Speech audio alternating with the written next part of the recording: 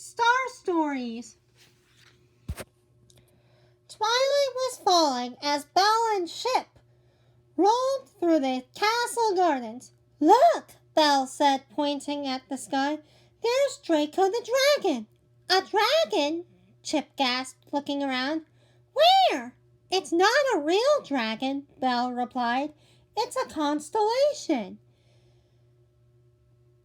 Chip scrunched up his face in confusion. "A what?" Here's constellation.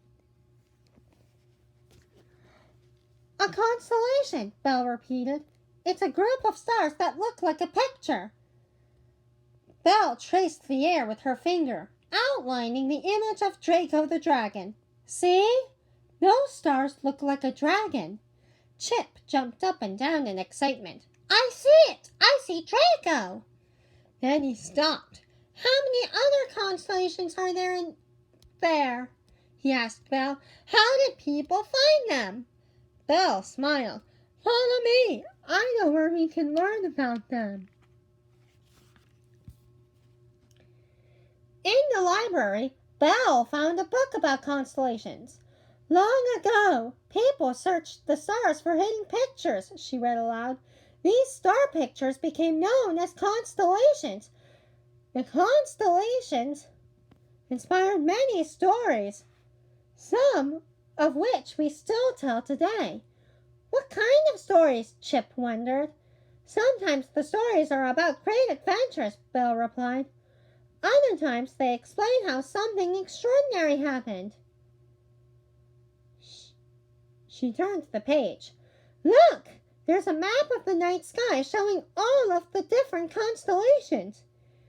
Chip peered at the book. "Let's go outside and find them," he shouted, hopping down from the table and bouncing toward the door.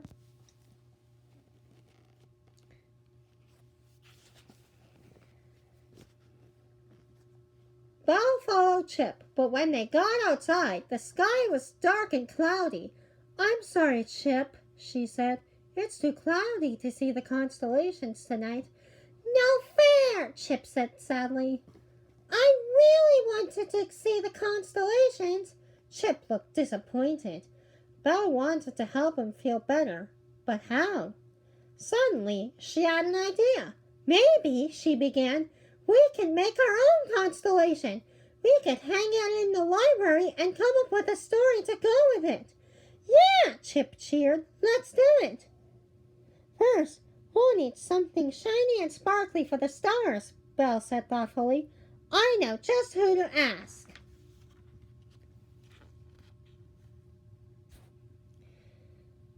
Belle led Chip upstairs to her bedroom, where the wardrobe was setting out a dress for her to wear the next day. "You two look like you're up to something," the wardrobe said. "We're working on a project," Belle began.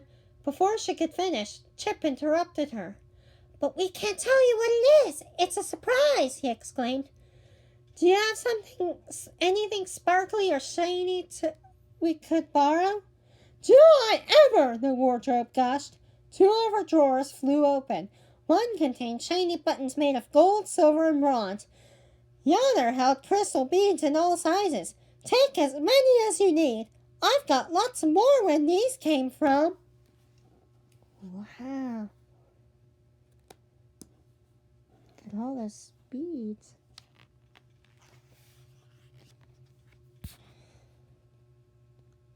"What else do you think we need for our night sky?" Belle asked.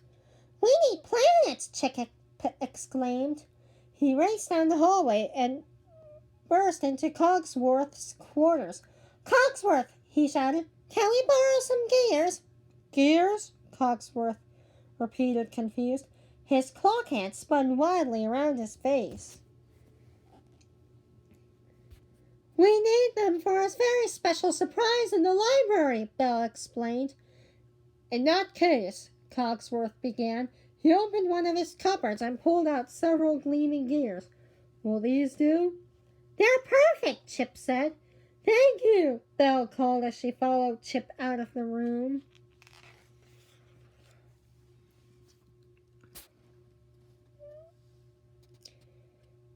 Now we need a way to string our stars together, Belle told Chip. Maybe Mama has something we can use, Chip said.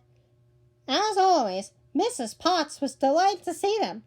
How about a nice cup of tea? She asked. Chip shook his head. No thanks, Mama. We're working on a big project. You have any wire or a string?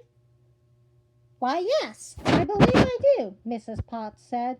This egg basket's not much use to me with that hole. You can unravel it for the wire. Here's the egg basket.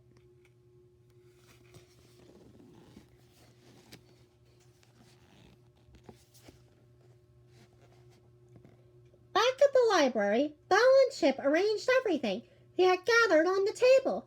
Then they began to build their constellation. Chip, we've almost forgotten my favorite thing about constellations, Belle said. The story. Don't worry, Chip replied. I know just the story. Chip told her his idea. That's perfect, Belle said. But how are we going to hang our constellation in the air? The little teacup asked. I think I know who can help us with that, Belle said. I'll be right back. Belle hurried to the beast's quarters. When she explained what she and Chip were doing, he happily followed her to the library. The beast climbed up to the top of the high ladder and hung their constellation. Then he covered it with a large black curtain. Finally, it was time to invite everyone to see their surprise. And there's the beast covering up the surprise.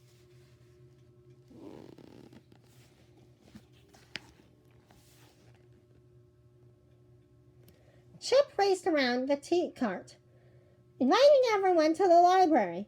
When their friends were settled, Belle blew out the candles in the library to make it darker. Then Chip began his story. Once upon a time, a girl named Belle got lost in the woods. It was dark and cold outside, and then it began to snow. Belle scattered paper snowflakes in the air. Ooh, lovely, dear, Mrs. Potts said. A fine way to set the moon, 𝓕𝓵𝓵 added.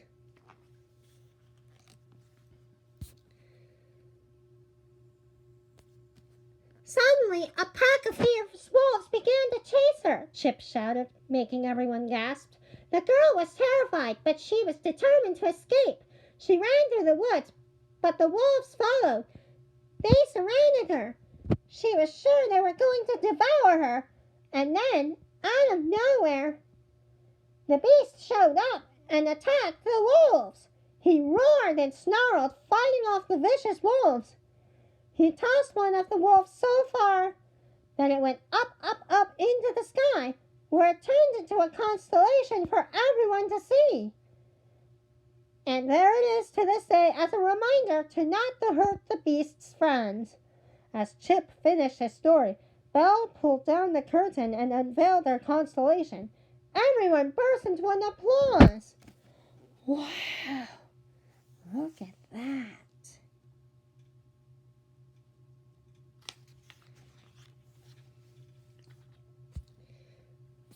Wait, 𝓕𝓵𝓵 said, making his way up to where Belle was standing.